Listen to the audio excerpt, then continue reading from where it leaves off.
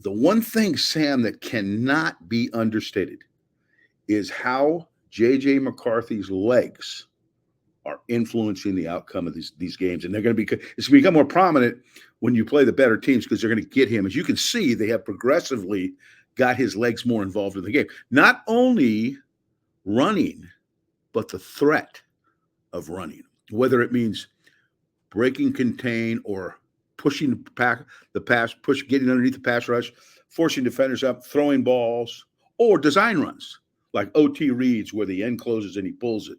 Okay, or duo reads, which we're going to show that boy that since they put that play in, it's changed the dual play. Okay, where the edge defender no longer can close, and when the ball gets kicked to the edge, he can make the play. He can't do that anymore because he's looking at the quarterback to pull the ball. So his legs, I think, as we get into it more, are going to be even be more of a factor every week, but particularly against the better teams. Man, I think these guys, Sharon, Kurt Campbell, Jim Harbaugh, of course, as the brain. I think they're scheming the hell out of the run game, and the offense. But the reason why I'm emphasizing the run game is because in your profession now, and I don't know if this is just fans, because it seems like it's coaches too.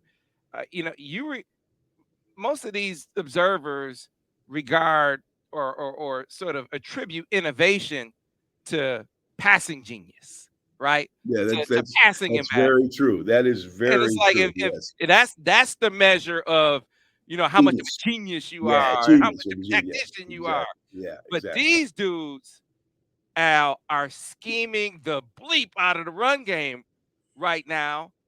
And I don't see the broadcast giving it the kind of attention that it should get. No, I don't. I hear very, very few comments about it. But if you study Michigan and then make a comparative analysis between how they run the football and other teams, how they run the football, it's unique to college football. And there's only really a few teams doing it the way Michigan's doing it.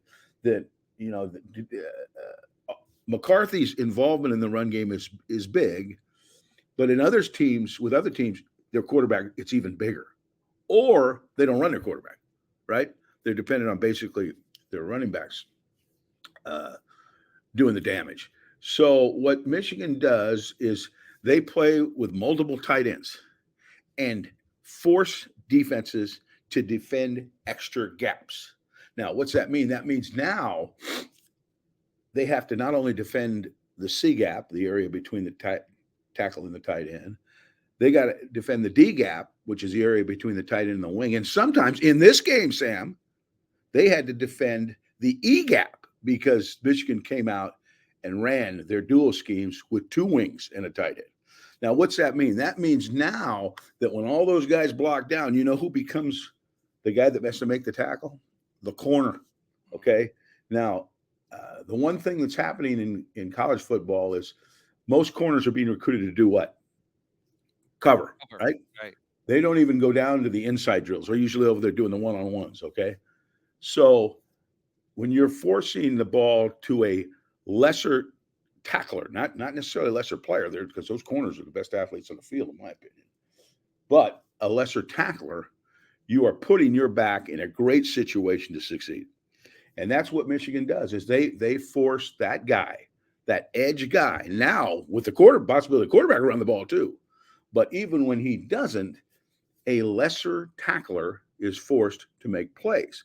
Where other teams, the linebackers, the down guys, those types, and even the safeties, because of the nature of their formation, are more likely to be tacklers. And that's a big part of their approach. So you look at this game, I thought the tone was set on the very first drive, right? So you come out, it's, Michigan's MO is well established. They're going into the wind. That's number two, right? And so you have these sort of signals about what Michigan's going to come out and try to do.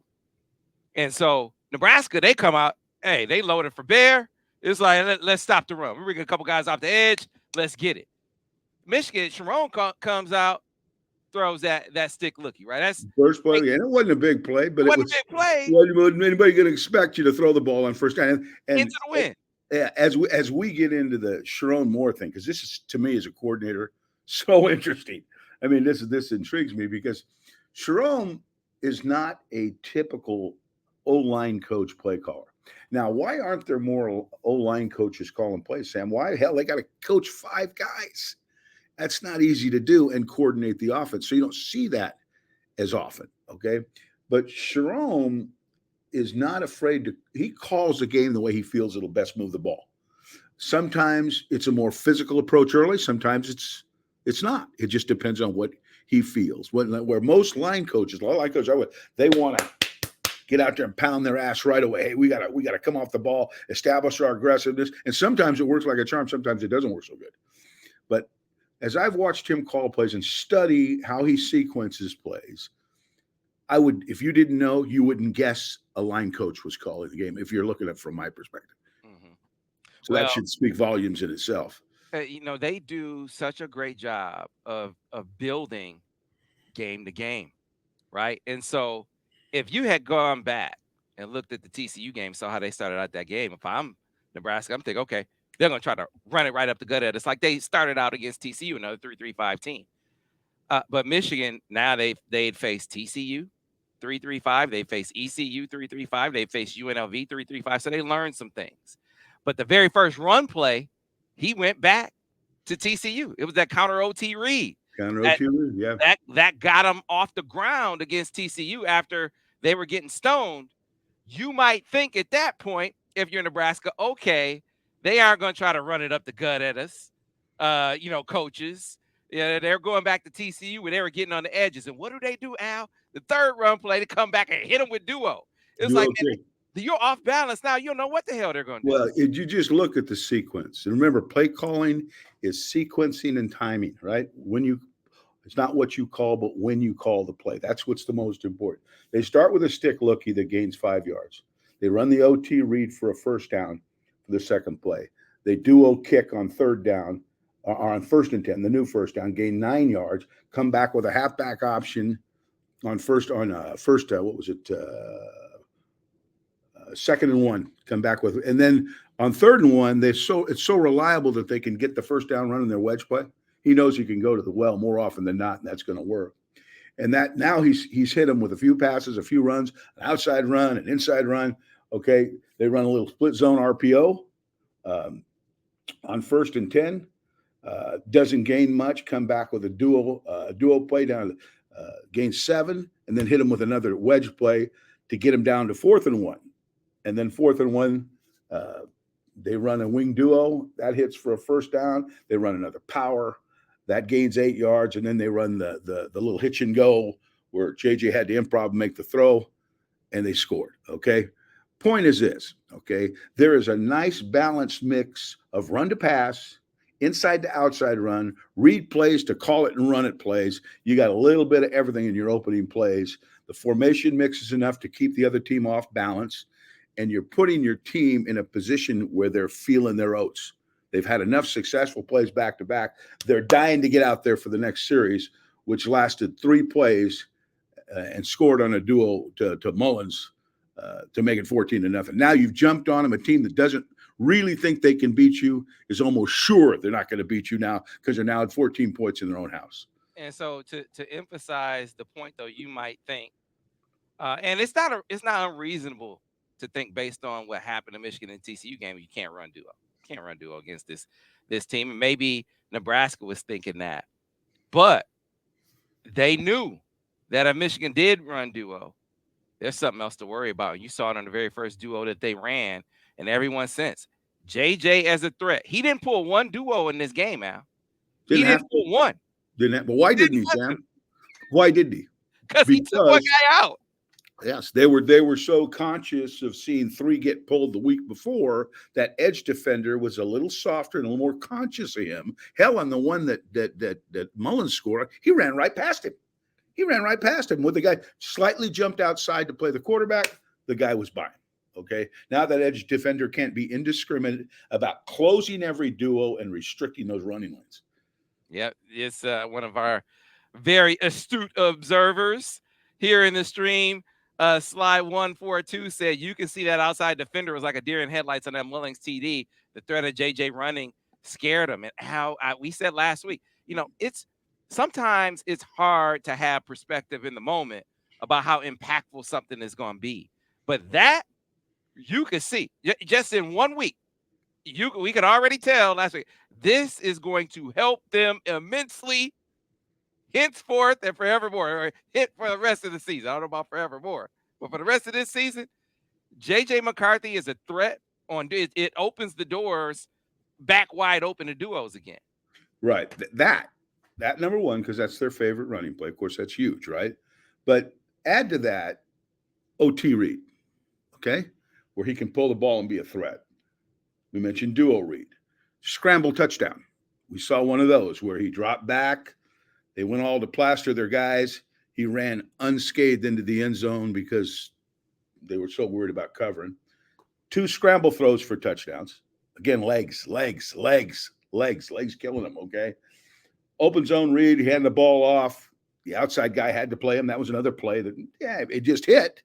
But the guy who ran right by, the running back ran right by the guy because he was looking at JJ. And add to that, nakeds.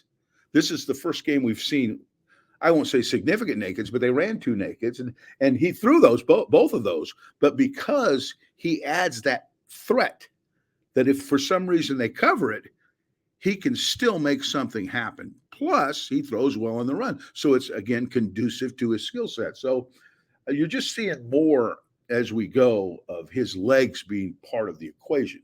And I think, like I said, you're going to see more of it, and it's particularly against the good teams. Yeah, man. I thought it was. I know you'll be getting into grades and whatnot in your broad brush, but I thought this was the most physically imposing performance of the season by the offensive line, and that is, to me, not at all a coincidence with the insertion of Ladarius Henderson into the starting lineup, which moves Carson Barnhart over to right tackle. You being the veteran offensive guy, am I off base in my assessment? No, I think Ladarius is a great addition. He really started the game well. I mean, he was pretty much rocking and rolling, looked like he was assignment sound, technique sound. He had a little patch in the middle of the game where a couple things came up with a protection issue, and I'm not 100% sure it's on him, but a couple things came up. I think he got beat off the edge one time. But his first game starting and finishing, right? Pretty good performance. Athletic kid that is going to do nothing but get better and has a lot of experience.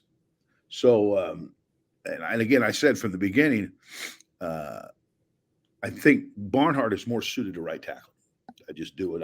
Not that he played poorly at left, because he didn't, but I just think his skill set is more suited to play on the right side.